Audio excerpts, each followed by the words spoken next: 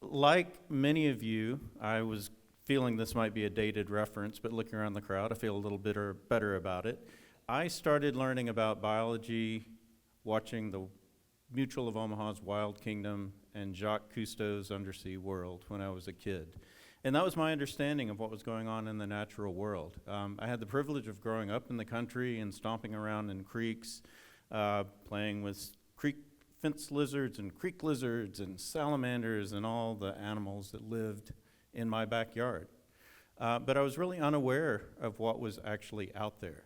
As I got further into my studies, as I got to the University of Tennessee, I realized that we live in a really special place on the planet. This is a biodiversity hotspot. We have more fish, more salamanders, more freshwater mussels, more crayfish than practically anywhere else in the temperate world.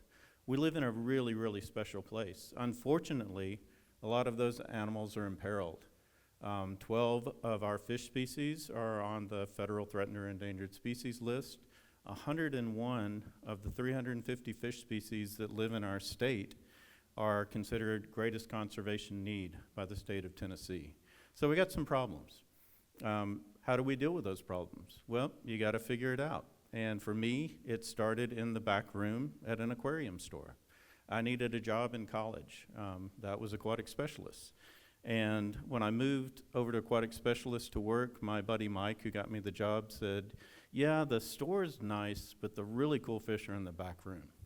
And the really cool fish were little miniature madtoms, catfish, that were native to East Tennessee, used to live in Abrams Creek, and they were part of a restoration project that the owners of that store were conducting on the side.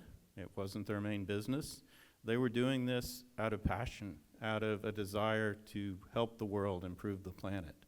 Those little pile of fish that were in the back room at Conservation Fisheries grew into a nonprofit. That nonprofit has worked with 86 species of freshwater fish across North America and hellbenders, which are really cool. We just got those in the facility. But the reason we work them is because there's a need. These fish are declining, habitats are disappearing, habitats are fragmented. These fish need our help. So how do you help them? You get creative. You figure out a way to spawn them in captivity. You figure out a way to get them back to the habitats that they need to occupy. So that was the start of how I got involved in the conservation world, and now I have the privilege of continuing with it. It's really an exciting field and an exciting job to do. One of the things that we did not too long ago, as we were approaching our 35th year, which is pretty amazing to keep a nonprofit going on that long, is kind of look at where we were and where we were going. Were we doing the right thing? Were we doing it the right way? Were we talking to the right people? I got introduced to the mayor a little while ago as the director of the coolest nonprofit in Knoxville you've never heard of. And for those of you in the nonprofit world, you probably feel the same way. It's tough being a nonprofit. You're nose to the grindstone, getting your mission done, not really talking to other people because you're so focused on what you're trying to do. Save fish, save the planet, help people with drug addiction, whatever that nonprofit might be. So we kind of backed up as an organization and said, all right, we're really good at raising fish. We're really good at putting fish back where they belong. What are we not good at? And one of the things that we turned out to be not good at is telling our story, talking to people, showing them our work. So one of the first things that we did was said, all right, we're going to get out there. We're going to be more known in Knoxville. We did a survey of our contributors. 90% of the people who donated to our organization did not live in Knoxville, did not live in the state of Tennessee. What were we doing wrong? We have this amazing treasure in our backyard. We're working really hard to preserve it, and nobody knows we're here doing it. So we looked at ways that we might not have thought to do before. We got creative. We started with social media. I was thumbs down on the social media to begin with. Social media our social media person is looking at me, but you can consider that a waste of time and a draw from what you should be doing and a distraction. Well, we leaned into that distraction. This is the way information is processed today in the world. People look to social media for information. So we took a different approach to it. We weren't going for clicks. We weren't going for likes. We were presenting information. These are our animals, and they speak for themselves. They're beautiful. Imagine a fish whose common name is the rainbow shiner. that's going to be a gorgeous fish. They're purple and pink, and hundreds of them swirling around a spawning nest are just an amazing sight. So the social media actually came pretty easy for us when we started posting it out there. We went from 3,000 followers, which is why we thought it wasn't very useful, to now 45,000 followers. I'm going to go ahead and up it up. I think we're almost to 45,000. But what that's given us is contact and reach and connections within our own community across the world. We had folks call us from Indonesia last week wanting some help setting up a conservation hatchery. So we've used social media to really expand what we're doing. We've also done a lot of work locally, putting on information forums, and those have dealt with topics like invasive species. We ate invasive species. We made a fish fry, which was kind of cool. That was an interesting way to get the point across, but it worked. We've talked about the Endangered Species Act. We've talked about urban streams. All of that in an effort to educate the people living here with us, around us, who can make a difference. And it seems to be paying off. I had some good feedback on that when Tennessee had their first biodiversity summit ever. So just like our fish were in the back room, the non-game fish, which are actually the bulk of the fish that live in Tennessee, 88% of the 350 species in Tennessee, we don't catch, we don't eat, we don't fish for. The state has been so long focused on game fish. That's what they do. That's what the hatcheries are about. They had their first biodiversity conference about non-game animals. And it wasn't just us with fish. It was crayfish and mussels and birds and bats. It was all of those things that we care about as conservationists finally coming to the forefront in the state. So that was a great validation of the work that we do, the work that all of these people are interested in.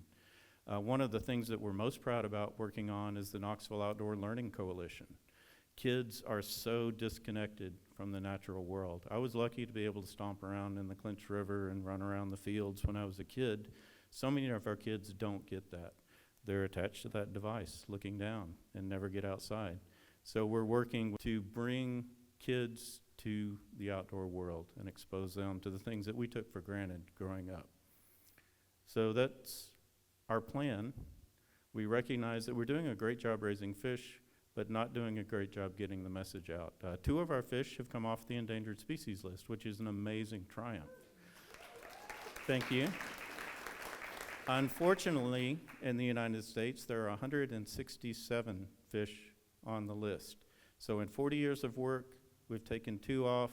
Conservatively, it will take us 4,600 more years to get the rest off. We need to move faster. We need more people doing this. So that's where we're focusing our work, training people to do our work, engaging more people to do this kind of work. Let's save the world while we can. We really need to do that. One of the more creative ways that we've gone about raising awareness is flash tattoo events. When staff came to me and said, we would like to hold a flash tattoo event, I said, what? Didn't understand. The flash tattoo event is an event where the artists at a tattoo studio come up with their own designs. In this case, it was fish and salamanders and crayfish. And in one day, they tattoo people who want to have those tattoos. A third goes to the artist, a third goes to the house, and a third goes to the conservation organization, in our case. 80 people got tattoos last year. That's astounding. So it's the intersection of conservation, art, and advocacy. How much more of an advocate can you be to put something on your body permanently? It's really amazing to see that. Blew me away. So that's one of the ways that we've gotten the word out. And we recognize that we weren't very well known locally, and we're looking for that validation. I see a lot of familiar faces here. I hope to see some folks that I get to work with in the future. But I had an incident, and it sounds made up, but it really happened. I was at a bar, a brewery restaurant, a block from our facility. And one of the servers came up to me and said, I saw your sweater. I really like that. It was one of our Conservation Fisheries logo sweaters. And she said, I grew up in the Northwest, and I never realized that we had so many amazing fish in East Tennessee. I follow you guys on Instagram, and my friend who has a tangerine darter tattoo on her arm introduced me to your Instagram. So I got a really nice personal validation that it's working locally. More people are knowing us, more people are engaging with us, more people are interested in the mission. But the mission is big. All of you can contribute. All of you can contribute to the causes that you're interested in. I'm interested in fish and conservation. Each one of us has our skills that we can bring to the table for whatever it is that we want to do. So in most of my talks, we have a question and answer session, and the universal answer is, what can I do? And my answer to this group is, do what you do well. If you're an artist, do art. If you're an engineer, design something that helps. If you are good at website design, contribute to that nonprofit that you see that might need a little help making that next move into the next level of effectiveness. So get out there and do what you can do every day in every little bit.